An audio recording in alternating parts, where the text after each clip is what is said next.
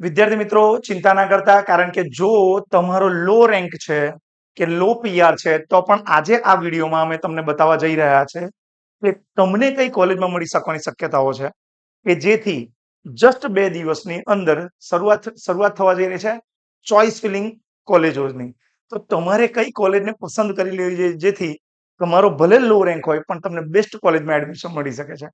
તો આજના વિડીયોમાં આજથી જે 2-4 વિડીયો આવવાના છે ને એ બધા જ તમામ ટ્રેડના અલગ અલગ કોલેજો, જો લો રેન્ક હોવ કે હાઈ રેન્ક હોવ તો પણ તમને કઈ જગ્યાએ એડમિશન મળી રહેશે એનો સંપૂર્ણ વિડીયો, સંપૂર્ણ જાણકારી તમને મળવાની છે. રાઈટ. તો આજે આપણે જોવા જઈ રહ્યા છે કે કોમ્પ્યુટર એન્જિનિયરિંગ રિલેટેડ જેટલી પણ બ્રાન્ચીસ છે એ બધામાં જ તમને કોઈ જગ્યાએ એડમિશન લેવું છે અને રેન્ક કોઈ પણ રેન્ક હોય તો તમને કઈ જગ્યાએ એડમિશન મળી શકશે બસ આજે જ જોઈ લો અને આ વિડીયોને શેર કરી દો. બીજું, તમારે આખી ડિટેલ પણ જોઈતી હોય અને આખી પીડીએફ જોઈતી હોય તો અમારા વોટ્સએપ ગ્રુપમાં પણ જોડાઈ જેની લિંક નીચે આપેલી છે. રાઈટ. અને અમારા વિડીયોને પણ શેર કરી દો તમારા મિત્રો સુધી, કારણ કે એવું બને ને કે ટોપર બહુ ઓછા છોકરા હોય પરંતુ ટોપરથી નીચે આવતા આવતા 70-80% સ્ટુડન્ટ્સ હશે જેના માટે આ વિડીયો ખૂબ જ અગત્યનો બનવાનો છે. આવો તારે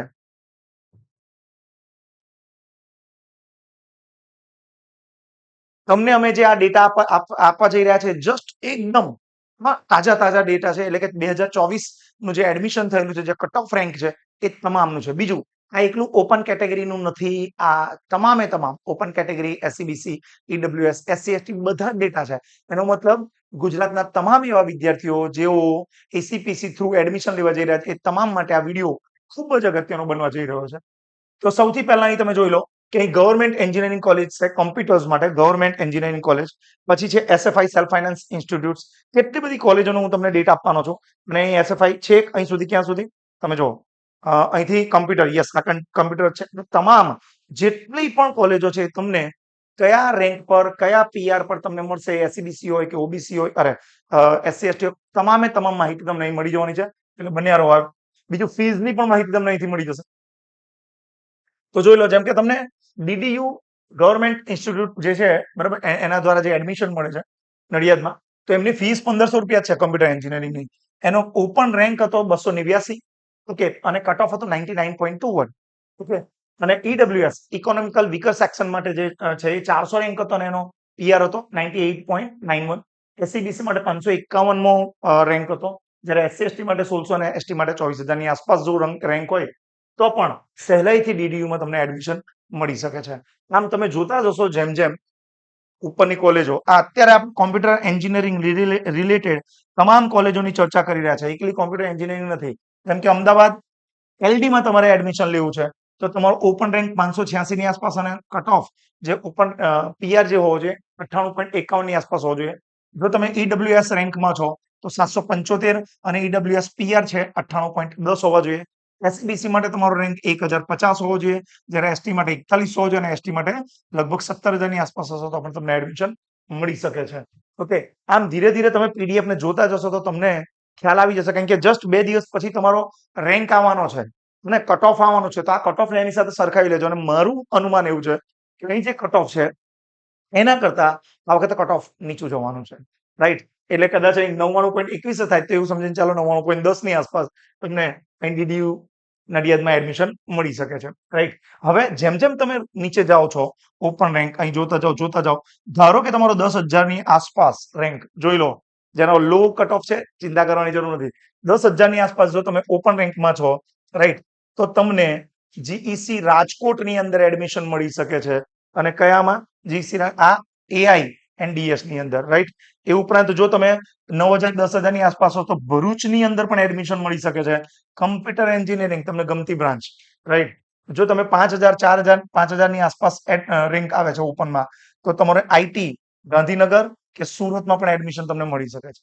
રાઈટ. તો અહીં તમે જો લો રેન્કની ચર્ચા કરી રહ્યા છે આપણે, 10,000 સુધી કોમ્પ્યુટર એન્જિનિયરિંગ સારી કોલેજ જીઈસી કોલેજમાં તમને એડમિશન મળી શકે છે ફ્રી સીટ પર. રાઈટ.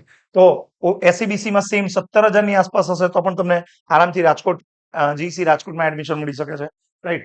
આગળ જોઈએ, હજુ તમે કોમ્પ્યુટર એન્જિનિયરિંગ જ ભણો છો વિદ્યાર્થી મિત્રો, હું ખાસ કહીશ, જો તમારે કોમ્પ્યુટર એન્જિનિયરિંગ ભણવું હોય, તમારે એમાં રસ હોય તો ભલે થોડી નીચેની લેવલની કોલેજમાં જતા રહેજો પણ ભણજો.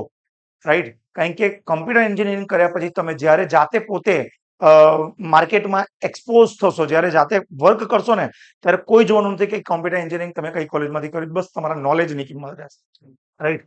શરૂઆત કદાચ તમને ઓછા પગારે જઈ શકશો, પણ તમારું એક તો પેશન ફોલો કરશો, બીજું સાથે સાથે તમે તમારી જાતે તમારું ભવિષ્ય બનાવી શકો. અહીં જો 19,000ની આસપાસ જો તમારું ઓપન રેન્ક હશે, વાવ ગ્રેટ, તો ભાવનગર GEC માં પણ તમને એડમિશન મળી શકે છે, રાઈટ? અને અહીં એટલે ટૂંકમાં મારા ખ્યાલથી કોઈએ કમ્પ્યુટર એન્જિનિયરિંગ કરવું હોય, તમે જુઓ તો ખરા, તો મારા ખ્યાલથી એમને આરામથી એડમિશન અહીં મળી શકે છે, રાઈટ?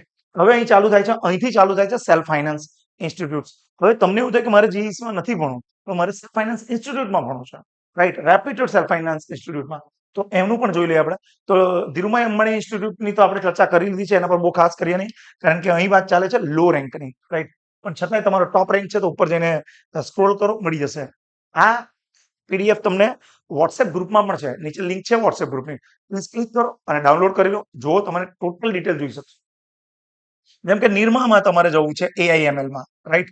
અમે હંમેશા એવું કહીએ કે AIML માં જાઓ એના કરતા સૌથી પહેલા કોમ્પ્યુટર એન્જિનિયરિંગમાં મળે તો ગ્રેટ રહેશે, રાઈટ? પણ છતાંય તમે ત્યાં જવા માંગો છો તો ઓપન રેન્ક તમારો 507 ની આસપાસ હોવો જોઈએ. SEBC નો રેન્ક તમારો 1300 ની આસપાસ હોવો જોઈએ, રાઈટ? SC નો તમારો 46 4,500 અને ST માં જો 20,000 રેન્ક હશે તો પણ તમને મળી જશે. પણ હવે મારે નીચે જવું છે, અહીં જો વલ્લભ વિદ્યાનગરમાં જવું છે, BVM સેલ્ફ ફાઇનાન્સ ઇન્સ્ટિટ્યૂટની અંદર, કારણ કે BVM ગવર્મેન્ટ ઇન્સ્ટિટ્યૂટ પણ છે. તો એમાં આઈટીમાં તમારે એડમિશન મને જોઈ લો, 4,000 રેન્ક હશે, EWS કોટામાં 5,000 રેન્ક હશે, રાઈટ? 33,000 રેન્ક તમારો SC ST માં હશે, આરામથી મળી જાય છે. ડેપસ્ટાર છે ચાંગામાં, રાઈટ? તો અહીં જોઈ લો 5,000 ની આસપાસ તમને રેન્ક મળી જાય છે. ઓકે, તમને એવું લાગે કે ના મારે તો મારા શહેરમાં જ ભણવું છે, રાઈટ? તો પણ તમને ત્યાં પણ મળી શકે છે. ડેપસ્ટાર ચાંગાની અંદર જોઈ લો, લગભગ કમ્પ્યુટર એન્જિનિયરિંગ માટે પણ તમને આરામથી 6,000 ની આસપાસનો રેન્ક હશે તો મળી જશે. અને એવી રીતે EWS માં 6,500 ની આસપાસ. મેં કીધું છે કે આ રેન્ક આ વખતે ઘટશે, ચિંતા ના કરતા, ઓછા ટકા હશે તો પણ. ઓકે, અહીં GTU અમદાવાદમાં તમારે ભણવું હોય તો 7,500 ની આસપાસનો રેન્ક છે. ઓકે, નીચે આવતા જાઓ તો ખબર પડે અમદાવાદમાં એટલી બધી કોલેજો છે, LJIT છે, LJIT ન્યૂ, અમદાવાદમાં તમારે ભણવું હોય તો આરામથી 12,500 ની આસપાસ રેન્ક હશે તો પણ તમને મળી જશે. ઓકે, ADIT કરમસદ છે, નીચે ઘણી બધી કોલેજો છે કે જે તમને આરામથી કોમ્પ્યુટર એન્જિનિયરિંગમાં જો ઇન્ટરેસ્ટ હોય ને તો જ જજો, મહેરબાની કરીને. લોકોને શો ઓફ કરવા હું કોમ્પ્યુટર એન્જિનિયરિંગમાં ભણું છું એના માટે નથી, રાઈટ? આમ નીચે જેમ જેમ જતા જાઓ છો એમ એમ તમને લો રેન્ક જે દેખાતી જાય છે, પણ તમને સારી રીતે એડમિશન મળી શકે છે. તો વિદ્યાર્થીઓ RNGPIT બારડોલી તમે જોશો અહીં, તો અહીં છેલ્લી યાદ છે, બરોબર? ત્યાં પણ એડમિશન મળી જાય છે. અને આ વખતે તો 38,000 રેન્ક પણ નથી આવવાનું. આ વખતે તો તમે એવું માનીને ચાલો કે લગભગ 36-37,000 રેન્ક પણ ખતમ થઈ જવાના છે.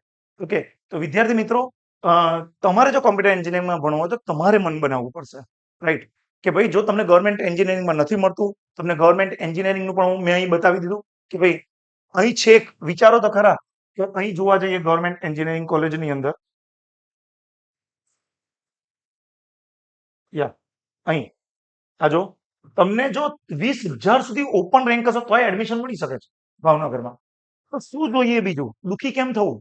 ખુશ થાવ કે તમે સાયન્સ પાસ કર્યું છે, તમે એક રેન્ક લઈને આવ્યા છો અને તમે કોમ્પ્યુટર એન્જિનિયરિંગ ભણવા જવાના છો. શું આ તમને વિડીયો ફાયદાકારક લાગ્યો કે નહીં લાગ્યો?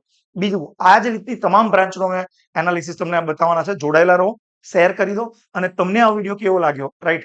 તમને બીજા કયા બાબત પર વિડીયો જોઈએ એ ચોક્કસ અમને મેસેજ કરો, નીચે અમને કમેન્ટ આપો, તો અમને પણ એક આઈડિયા મળશે કે તમને શું જરૂરિયાત છે. ઓકે, તો બીજો વિડીયો રિલીઝ થાય ત્યાં સુધી બાય બાય.